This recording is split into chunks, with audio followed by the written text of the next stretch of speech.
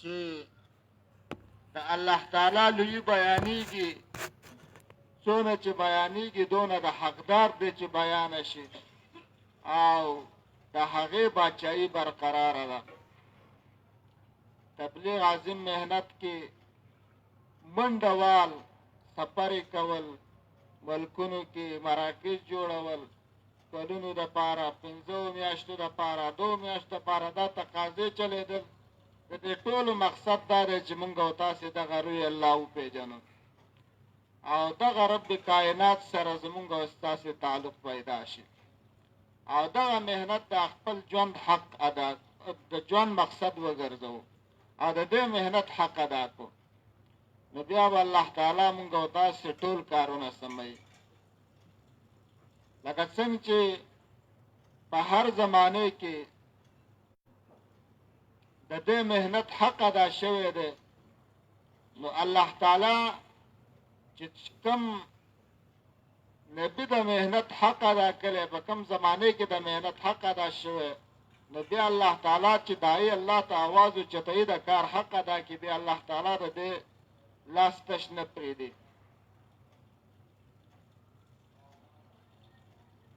همدا وجه وه موسی علیه السلام د لاسه کتله یې څوک ورکړه، مړ شو او دې ته د فرعون د مجلس نه یو کس راغی ایمان والا و او موسی علیه السلام ته یې وویلې چې ان الملأ یأتمرون بک لیقتلوک فاخرج انی لک من الناصحین. ستا دپاره پارلمان کې دا فیصله وشو چې تا قتل کړي او وځه، زه ستا خیرخوا یم. موسی علیه السلام روان شو او حرکت یې وکړ، په 7 ورځو په 7 شپو کې مدین ته ورسېد. چې مدین ته ورسېد نو موسی علیه السلام زیات ستړی و، د کوهي خواته کېناست، ګوري چې 2 ماشومان یې د مالې منع کړی دی او نور شپنکي راځي او خپل مال اوبه کوي او ځي. موسی علیه السلام د دې نه تپوس وکړو چې تاسو دا مال ولې منع کړی؟ هغه ویلې زمونږ د پلار بوډا دی او زمونږ ورونه نشته، مونږ خالي جینکۍ یو او ماشومان یو، نو دلته شپنکي چې دی 10 کسانو خپله ډله جوړه کړې ده، راځي په 10 کسیزه دا بوکه وباسي، خپل مال اوبه کوي او بیا ځي او کله چې هغه جوټه اوبه پاتې شي بیا مونږ خپل مال ورته پرېږدو. موسی علیه السلام د دې په حالات ترس راغی، هغه بوکه یې ویستله د 10 کسانو، هغه خو د نبي زور و او د هغه مال مخې ته یې کېښوده، مال یې وله اوبه کړو او موسی علیه السلام د الله تعالی په غیبي خزانو باندې یقین و. د سورې لاندې کېناسته، نه یې د خپل مسافرۍ فریاد چاته کړی دی، نه یې خپل حالات چاته بیان کړي دي، خو دعا یې وکړه ربي انی لما انزلت الی من خیر فقیر. یا الله تعالی هغه چې ته ماله راکې او ما دپاره رالیږې نو زه ورته محتاج یم.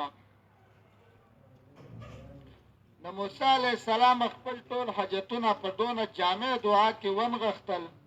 وی مولانا سید احمد خان رحمت الله علیه د علماو سره ناسو، یو عالم ویلي چې ما ته داسې دعا یاده ده چې څوک یې ووایي او دا خوراک نه یې کلی وږی الله به بسره کړي چرګان وخوري. بل ویلي ما ته داسې دعا یاده ده چې څوک دا دعا ووایي او د دې ښځه نه یې الله به وله بیبي ورکړي. او بل ویل چې ما ته داسې دعا یاده که دا مسافر یې او د یار او مددګار یې دا دعا یې الله به وله زوی ورکړي.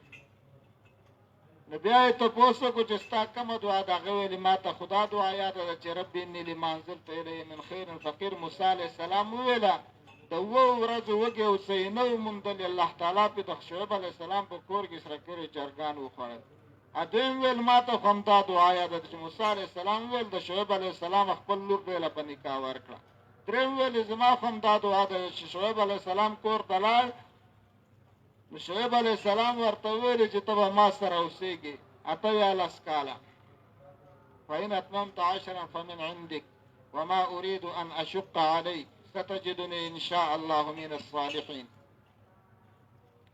د دې وجې نه زمارو دوستانو نبیانو د مهنت حق ادا کړی د الله تعالی د هغو حفاظت مدد او نصرت یې وکړه لکه څنګه چې د موسی علیه السلام وکړ. کله چې د مهنت حق ادا شي چې دای الله تعالی ته لاس اوچتوي الله تعالی د دې لاس تش نه پرېږدي او د دې انسان رب کائنات فرمایي کنه ومن احسن قولا ممن دعا الى الله د هغه چا نه د چا خبره خسته کېدی شي چې دا الله طرف ته رابلل کوي الله طرف ته خلک رابلي د دې انسان اواز د الله خوښي او د دې انسان بدن د الله سره قدرداني. همدې وجې نه چې کله د مهنت حق ادا شي نو الله تعالی بیا د دې د بدن هم حفاظت کوي او د دې دعا هم قبلوي. حتی چې کله د مهنت حق ادا شي او دا نو امیده شي که خیره وکړي الله تعالی د هغې خیره هم قبلوي. لکه نوح علیه السلام 9.5 کاله مهنت وکړه هغې نه وروسته رب کائنات د خپل کارګزاري هم بیانه کړه رب انی دعوت قومي لیلا ونهارا فلم يزدهم دعائي إلا فرارا وإني كلما دعوتهم لتغفر لهم جعلوا أصابعهم في آذانهم واستغشوا ثيابهم وأسروا واستكبروا استكبارا. رب کائنات ما دیو د دعوت ورکو د شپې او د ورځې فلم يزدهم دعائي إلا فرارا خو زما دعوت په دیو کې زیات نه کوم مګر سیخ ده وإني كلما دعوتهم کله چې زه دیو ته دعوت ورکوم د دې لپاره لتغفر لهم چې ته بخښنه وکړې دیو ته جعلوا أصابعهم في آذانهم دیو خپل ګوتې چې دی په خپل غوږونو کې ږدي واستغشوا ثيابهم او دیو مانه جامې غونډې کې واسروا واستكبروا استکبار او دیو پاتې په تکبر روان شي او بیا ما دیو ته دعوت ورکو جهرن او خفیه دا ټوله کارګزاري الله تعالی ته بیان کړه. الله تعالی خو د نوح علیه السلام مهنت او د هغې هغه خواري لیدله چې نوح علیه السلام حق ادا کړی خو په قوم کې هدایت تفته نه پیدا کېدل. نوح علیه السلام خیره وکړه رب لا تذر على الأرض من الكافرين ديارا إنك إن تذرهم يذلوا عبادك ولا يلدوا إلا فاجرا كفارا. یا رب کائناتا زه خو ته ناامیده شم د دې ځمکې په سر د دیو نه یو کور آباد یې مه پرېږده. الله تعالی د هغې خیره هم قبوله کړه او که ته یې پرېږدي انک ان تذرهم یضلوا عبادک که چېرته ته دیو لره پرېږدي ستا بندګان به ګمراه کړي ولا یلدوا الا فاجرا کفارا دیو نه زېږوي مګر فاجر او بدکاره. د نوح علیه السلام بددعایي هم قبوله شوه او تنور چې دا ده ور زیده د دې نه پې اوبه راوچتې شي وفارت تنور. د دې وجې نه زما دوستانو صحابه کرامو په وخت کې د خیر القرون په زمانې کې د دې مهنت حق ادا شوی و. الله تعالی دا مونږ او تاسو ته وښودله د هغې دعاګانې هم قبول کړې د هغو حفاظت هم وکړه او الله تعالی دا قیامته پورې چې دی دا ایجندۍ نمونه وګرځوله. ابو یعلی حضرمي رضی الله د بحرین په سمندر باندې 3000 لښکر سره روان دی. کله چې سمندر خواته ورسېده د بحرین فتح دپاره نو دغه ملګرو وویل چې په دې خو نه د پل څه سیستم شته نه بل څه کول پکار دی. وایي ابو یعلی حضرمي رضی الله د دې ملګرو نه تپوس وکړه چې ستاسو خو د الله په قدرت باندې شک نشته او ملګرو وویل چې نه زمونږ د الله په قدرت باندې هیڅ شک نشته قادر مطلق ذات دی. 4 کلمات یې ویلې. راوي وایي ابو هریره رضی الله وایي په دې سفر کې مونږ ته 3 عجیب کارونه ولیدل د ابو یعلی حضرمي رضی الله. اول عجیبه کار دا و چې کله مونږ حرکت وکړو نو دا سفر ټول زموږ په دشتو کې و نو دغه صحابو ته د اوبو ضرورت پیدا شو تږي شوي هم د غسل ضرورت هم پیدا شوی و. ابو یعلی حضرمي رضی الله 4 کلمات ویلي یا علیمو یا خبیرو یا لطیفو یا عظیم. د دغه کلماتو سره وی الله تعالی یو روایت کې راځي چې الله په مونږ باندې باران وکړه مونږ د هغې نه خپل ضرورات پوره کړه دا اوبه مو هم وڅښل غسلونه هم وکړه. بل روایت کې راځي حیات صحابه کې امام یوسف رحمت الله علیه لیکلي چې الله تعالی د ځمکه وشلوله د چینو په شکل چې د اوبه پورته شو د ځمکې نه او موږ ته خپل ضرورت پوره کړل. دویم عجیبه کار دا و چې ابو اعلی حزمي رضهو دا څلور کلمات ویلې او دا دعا یې ویله نستعین بالله ونتوکل علیه ولا حول ولا قوة الا بالله العلي العظیم. او موږ ته یې ویل چې خپل سورلی چې دا په د سمندر ورته وي وایي په دغه سمندر باندې موږ داسې روان یو چې زموږ د آسونو سوی هم نه دي لامده شوي. او کله چې د دې سمندر هم پاس که نو په دغه کې د سمندر په پورې غاړه ابو اعلی حزمي رضهو مریض شو او په همدغه مرض کې وفات شو. چې کله وفات شو دا هم خښ که او دفن هم که بیا مخکې هم یو څو قدمه واخیستل بر امیر هم مقرر که هغې ویلې چې د ابو اعلی حزمي رضهو جسد ته درندګان نقصان ونه رسوي دا ځمکه شګلنه دا کمټې ځمکې ته نقلول پکار دی. وایي بیرته چې موږ رالو د هغې د جسد رب کائنات حفاظت کلی و د هغې هغه جسد چې و دا په ځمکه کې نه و.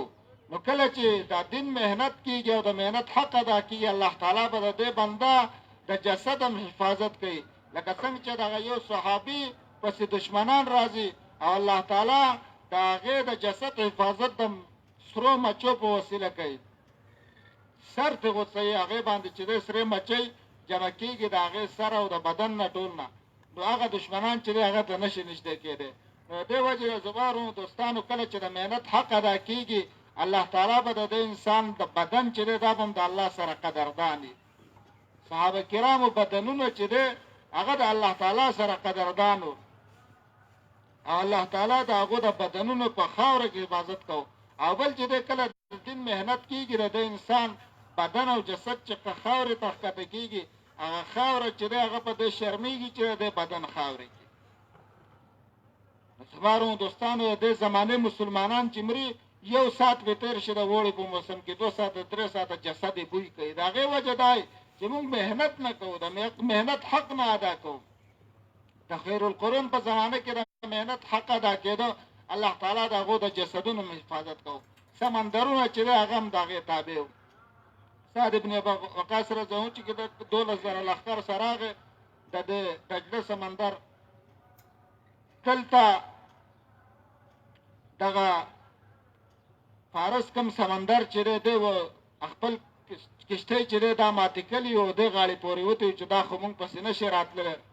هغه فیصله وکړه او بیا یې وویلې چې تاسو کې خو به څوک په کبیره ګناه باندې مرتکب نه وي. خپل ملګرو نه یې تپوس وکړه او بیا ویل چې الحمدلله زما په دې 12,000 لښکر کې یو هم په کبیره ګناه باندې مرتکب نه دی یعنې کبیره ګناه والا نه دی. مولانا یوسف رحمت الله علیه ویل چې دا څونه مبارکه ډله ده 12,000 لښکر څونه مبارکه ډله ده چې دا 12,000 کسان او په دې کې یو هم په کبیره ګناه باندې مرتکب نه دی او څونه مبارک قتل دی چې دا 12,000 کسان ګوري او دا پیژني چې دا د کبیره ګناه نه پاک دی. دې وجې نه یو روایت کې راځي وایي دا مؤمن د فراست نه ویرېږي دا د الله تعالی په نور باندې قتل کوي. نو زما ورونو دوستانو خبره مې دا کوله چې کله د محنت حق ادا کېږي رب کائنات به دغه انسان دعا هم قبلوي د انبیاو په شان او الله تعالی مدد او نصرت او حفاظت به هم دی کوي د انبیاو په شان. او درېیمه خبره دا چې د دې بدن به هم د الله سره قدردان وي او د دې جسد چې دا به هم د الله سره قدردان وي. نو دغه محنت چې دی مونږ او تاسو د ژوند مقصد وګرځو او دغه محنت ته مونږ او تاسو زړه ورکړو او دغه محنت چې دی دا مونږ او تاسو وکړو او په دغه محنت کې الله تعالی نه استقامت وغواړو. نو دې دپاره انشاءالله کوم ملګرو 4 میاشتې لګولې چیلو دپاره او 2 چیلې لګېدلې دي 15 میاشتو تفصیلي سفر دپاره 2 میاشتې نظام الدین دپاره داخل ملک کې 4 میاشتې پیدل دپاره انشاءالله د ټولو خو به نیټ نه که نه. سبحان الله وبحمده سبحانك اللهم وبحمدك نشهد ان لا اله الا الله انت نستغفرك ونتوب اليك. آمين آمين.